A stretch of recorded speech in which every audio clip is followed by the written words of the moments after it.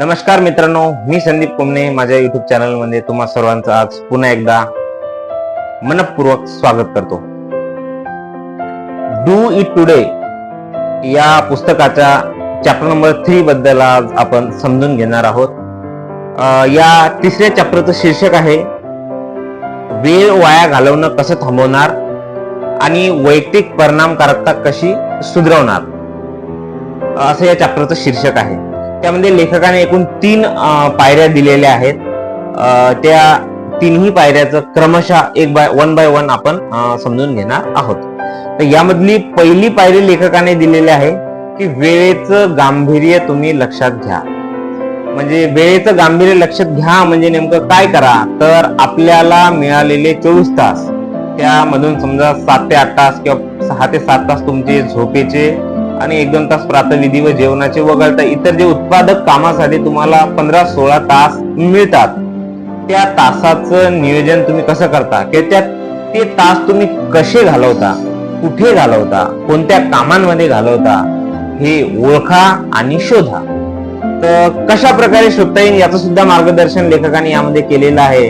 की पहिल्या शीर्षकामध्ये लेखकाने आपल्याला सांगितलं होतं की स्वतःची एक डायरी मेंटेन करायची आहे. त्यामध्ये लेखकाने सांगितलेलं आहे की आपला जे उत्पादक किंवा कामाचे जे 15-16 तास आहेत आपल्या वाट्यावर आलेले किंवा आपल्याला मिळालेले, त्या प्रत्येक तासानंतर किंवा प्रत्येक 2 तासानंतर मागील 1 तासामध्ये किंवा 2 तासामध्ये आपण काय काम केलं, तो वेळ कुठे घालवला, कोणत्या कामामध्ये घालवला, हे आपल्याला त्या डायरीमध्ये नमूद करायचं आहे, नोंद करायचं आहे. आणि असं या संपूर्ण आपल्या 15-16 तासाचं प्रत्येक 1 किंवा 2 तासानंतर आपल्याला आपण तो वेळ कुठे घालवला असं त्या डायरीमध्ये नमूद करायचं आहे. आणि जेव्हा आपण संध्याकाळी रात्री झोपायच्या वेळेला जेव्हा आपण त्या डायरीचं अवलोकन करू, तेव्हा आपल्याला पूर्णपणे चित्र समोर येऊन जाईल की आपण आपल्याला मिळालेल्या उत्पादक तासापैकी किती तास कुठे कसे घालवलेले आहेत. दुसऱ्या पायरीकडे आपण वळूया, ज्यामध्ये लेखक सांगतात दुसरी पायरी आहे उत्पादकता नसलेली किंवा अनावश्यक कामं ओळखा. आता पहिल्यांदा आपण आयडेंटिफाय केलं की आपले सर्व वेळ आपला कुठे गेलेला आहे. आता त्यामधून आपल्याला आपण उत्पादक असलेली कामं आणि उत्पादक नसलेली किंवा अनावश्यक कामं ही ओळखायची आहेत. तर तिच्यामध्ये साहजिक ही कन्सेप्ट जी आहे थोडी व्यक्ती सापेक्ष आहे. प्रत्येकाचे जे अनुत्पादक कामं ते वेगवेगळे असू शकतात, त्याच्या सवयीप्रमाणे किंवा इंटरेस्ट प्रमाणे. फॉर एक्झाम्पल उदाहरण जर घ्यायचं जर म्हटलं तर एखाद्याला इन्स्टा रील्स किंवा युट्यूब मधल्या रील्स किंवा फेसबुक मधल्या रील्स व्हिडिओ बघण्यातच त्याचे 3-4 तास सहज चालले जात असतील, त्याला समजत नसेल. तर कोणाला वेळ बघण्यासाठी, टाइम बघण्यासाठी मोबाईल बघत असेल आणि तो बघल्यानंतर परत ते युट्यूबचे व्हिडिओ किंवा इन्स्टा आणि रील्स बघण्यामध्ये त्याचे 3-4 तास असे चालले जात असतील किंवा 1 तास असाच त्याचा त्यामध्ये वाया जात असेल.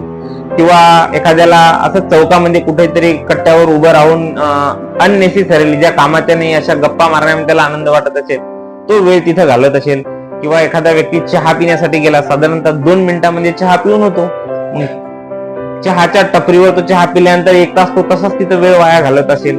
कोणी पान टपरीवर जाऊन पान खाल्ल्यानंतर 1-1.5 तास तिथं अननेसेसरी टिंगल टवाळा करत गप्पा करत आपला वेळ वाया घालवत असेल.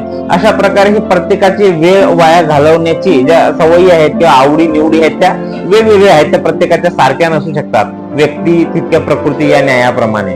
तर दुसरी पायरी जी आहे ती आपल्याला जे हे अनावश्यक किंवा अनुत्पादक ज्या कामामध्ये आपली वेळ जाते ते ओळखणं, ही आपली दुसरी पायरी या ठिकाणी कंप्लीट झालेली आहे. आता आपण वळूया तिसऱ्या पायरीकडे की हे अनावश्यक आणि अनुत्पादक काम ज्याच्यामध्ये आपला वेळ जातो ते काढून टाकणं.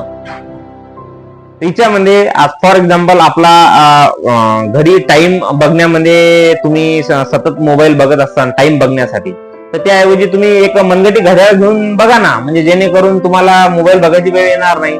त्यानंतर मनाशी एक निग्रह करा की मी माझे जे वर्किंग आवर आहे की जे माझे कामाचे तास आहेत 12-13 तास जे काय असेल ते माझे ड्युटीचे कामाचे, त्या तासामध्ये मी रील्स वगैरे काही बघणार नाही किंवा स्पेसिफिक एखादा तास त्याच्यासाठी वेगळा काढून ठेवेल. त्या तासा व्यतिरिक्त इतर वेळात मी ते रील्स किंवा काय ते वेब सिरीज वगैरे हजारो लाखो कंटेंट आज या सोशल मीडिया प्लॅटफॉर्मवर उपलब्ध आहेत ते मी बघणार नाही, असा एक मनाशी ठाम निश्चय तुम्ही करू शकता.